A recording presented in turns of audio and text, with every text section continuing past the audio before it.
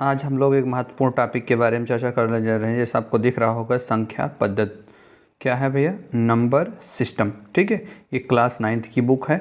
ठीक है, यहाँ पर टॉपिक 1 में देखते हैं संख्या पद्धति की मूलभूत संकल्पनाएं। क्या है संख्या पद्धति की मूलभूत संकल्पनाएं, इसके बारे में हम जानते हैं। सबसे पहले हमारे पहले हेडिंग दिख रही होगी प्राकृतिक संख्या। क्या दिख रही होगी आपकी, प्राकृतिक संख्या। अब देखते हैं प्राकृतिक संख्याएं होती क्या हैं। वह संख्याएं जो गिनती में क्या होती हैं, प्रयुक्त होती हैं, जैसे 1 2 3 4 डॉट डॉट प्राकृतिक संख्याएं कहलाती हैं। देखते हैं फिर आगे, सबसे छोटी प्राकृतिक संख्या क्या होती है, 1 होती है। परंतु सबसे बड़ी प्राकृतिक संख्या ज्ञात नहीं की जा सकती है, क्योंकि जब तक हम पढ़ सकेंगे तब तक हम उसको पढ़ते रहेंगे, कभी संख्याएं खत्म नहीं होंगी। क्योंकि प्रत्येक संख्या की अग्रवर्ती तथा पश्चवर्ती संख्या एक प्राकृतिक संख्या होती है।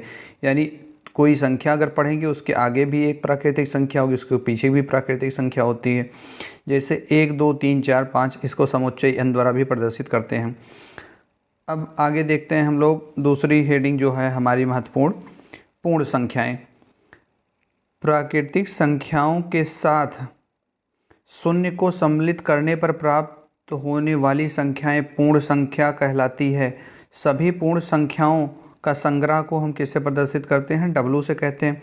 या इसी जैसे हम कह सकते हैं, जब जीरो को सम्मिलित कर लेंगे तो क्या कर लेंगे, अगर हम जीरो को सम्मिलित कर लेंगे यही क्या हो जाएंगी, पूर्ण संख्या हो जाएंगी।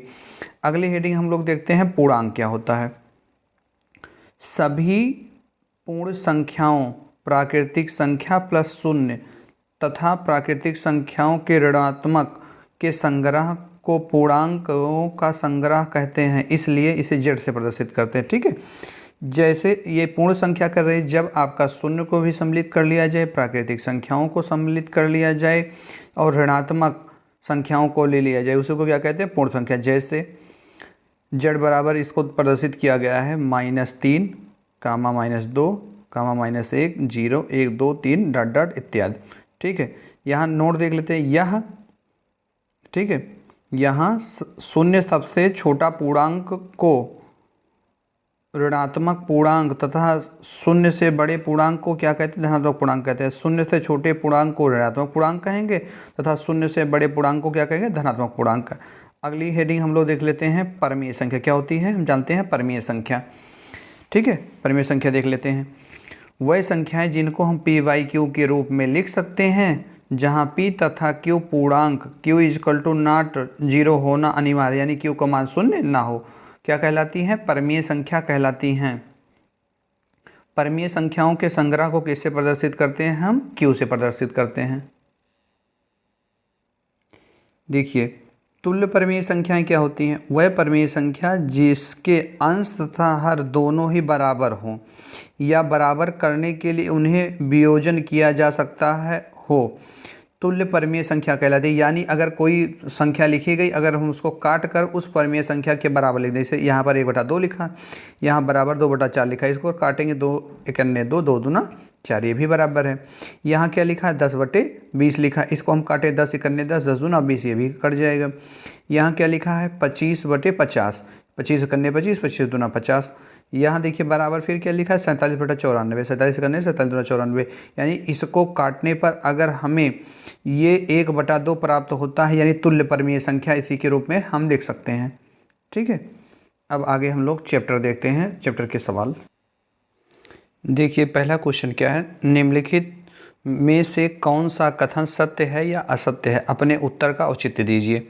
ठीक है, पहला प्रश्न क्या है, प्रत्येक पूर्णांक संख्या एक प्राकृतिक संख्या है। नहीं, पूर्णांक संख्याओं में जब शून्य और क्या कर दिया था, माइनस को सम्मिलित कर लिया था, उसको हम पूर्णांक कहते हैं। ये आपका कथन असत्य होगा। शून्य ना तो ऋणात्मक और ना धनात्मक पूर्णांक है, ये बात सही है। शून्य ना तो ऋणात्मक पूर्णांक है, ना तो धनात्मक पूर्णांक है। अगला क्वेश्चन, किन्हीं दो परमीय संख्याओं के बीच अनेक क्या होती हैं, परमीय संख्याएं होती, कह रहा है प्रश्न, किन्हीं दो परमीय संख्याओं के बीच अनेक परमीय संख्या होती, ये कथन हमारा क्या है, आपका असत्य है। ठीक, देखिए पहला क्वेश्चन क्या है, 8 और 9 के बीच क्या ज्ञात करना, हमें परमीय संख्या ज्ञात करनी है। ठीक है, तो हम जानते हैं इसका सूत्र होता है भैया, पहला क्वेश्चन लेते हैं। सूत्र होता है आपका, सूत्र लिख देते हैं। क्या फार्मूला होता है? x plus Y by two होता है। क्या फार्मूला होता है? x plus Y by two. पहला क्वेश्चन क्या? 8 और 9 के बीच। तो हम लोग यहाँ लिख लेते हैं 8 और प्लस क्या लिखेंगे? 9 बटे क्या कर लेंगे? 2।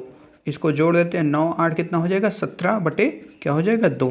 तो पहला क्वेश्चन हम लोग क्या किए? हल कर लिए। 8 और 9 के बीच कह रहा था, सूत्र क्या होता है? x plus Y by to.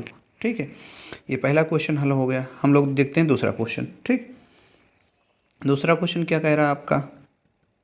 पहले सूत्र लिख देते हैं, x plus Y by to.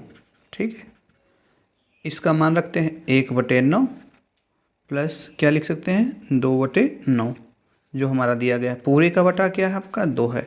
इसको बराबर कर लेते हैं। इन दोनों लासा कितना होगा भैया? 9 हो जाएगा। ठीक, अब यहाँ 9 से भाग करेंगे इस लासा, 9 करने 9 1, तो यानी 1 गुणे 1 हो जाएगा। प्लस लगा लेते हैं, 9 करने 9, यहाँ तो क्या हो जाएगा? 2 गुणे 1 हो जाएगा। ठीक, इसको करेंगे क्या आएगा आपका? 2 1 करने 1 प्लस 2 करने 2 बटा क्या हो जाएगा? 9, यानी इसको हल करेंगे 3/9 आ जाएगा।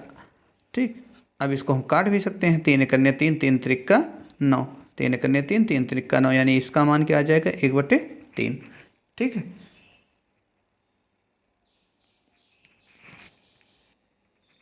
देखिए यहाँ पर 9 का लासा कितना आएगा आपका? 9 हो जाएगा। ठीक, अब यहाँ 9 से भाग करते हैं, 9 करने 2, 1 गुणे 1 हो जाएगा, प्लस यहाँ 9 करने 9, 2 गुणे 1 हो जाएगा। ठीक, और पूरे का बटा कितना है आपका? 2 लिखा गया है। ठीक, इसको आगे लिख सकते हैं। आगे 1 करने 1 प्लस 2 पूरे का बटा 9, पूरे का यहाँ बटा 2 होगा क्योंकि हमारा सवाल पहले ही दिया गया था, बटे 2 होगा। ठीक, अब यहाँ पर हम आगे इसको हल कर सकते हैं। ठीक, यहाँ जोड़ेंगे तो 3 बटा कितना हो जाएगा? 9, और मेन बटा कहाँ होगा? मेन बटा हम यहाँ लिख सकते हैं। ठीक है, मेन बटा कहाँ लिखेंगे? यहाँ। ठीक है, क्योंकि इसका बटा क्या था? 2, इसका बटा 1 मान लेंगे। इसको क्या लिख सकते हैं? 3/9 गुणे क्या लिख सकते हैं? 1/2। ठीक है, यानी इसको हम सरल करेंगे तो 1 बटा कितना हो जाएगा? 3 करने 3 और 3 दूना 6। ठीक,